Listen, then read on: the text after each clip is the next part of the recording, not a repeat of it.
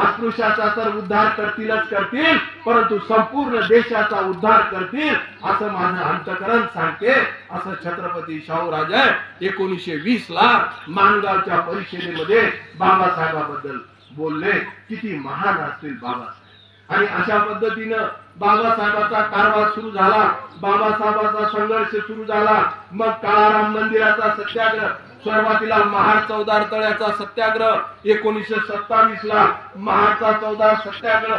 जे महाडचं जे चौदार तळ होतं, जे नगरपालिकेने पाणी सर्वांना खुलं केलं होतं, परंतु 1927 ला आम्हाला पाणी कोणी पिऊ देत नव्हतं. आणि बाबासाहेबांना ऐलान केलं की मी ते सत्याग्रह काढी आणि त्या ठिकाणी पाणी पी.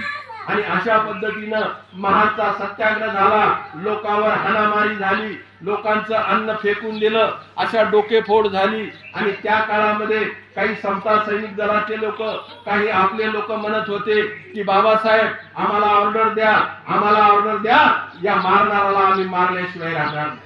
पण बाबासाहेब कायद्याचं पालन करणारे होते. बाबासाहेबांनी तशी ऑर्डर दिली नाही. आपण म्हणून बाबासाहेबांच्या नियमाप्रमाणे वागलं पाहिजे. खेड्यापाड्यामध्ये भांडणं जास्त होतात, तंटे जास्त होतात, पोलीस स्टेशन मध्ये आपलेच लोक दिसतात, न्यायालयामध्ये आपलेच लोक दिसतात. आणि म्हणून हे भांडण संघर्ष आम्ही कमी केला पाहिजे. बाबासाहेबांनी ही ऑर्डर दिली नाही, मारा म्हणून ऑर्डर दिली नाही. अशा पद्धतीनं मग त्या बाबासाहेबांनी दुसऱ्या दिवशी परिषद घेतली आणि परिषदेमध्ये सांगितलं की या लोकांचा दोष नाही, या लोकांचा दोष नाही, हा दोष कोणाचा आहे, यांचा जो धर्मग्रंथ आहे, तो धर्मग्रंथ कोणता आहे.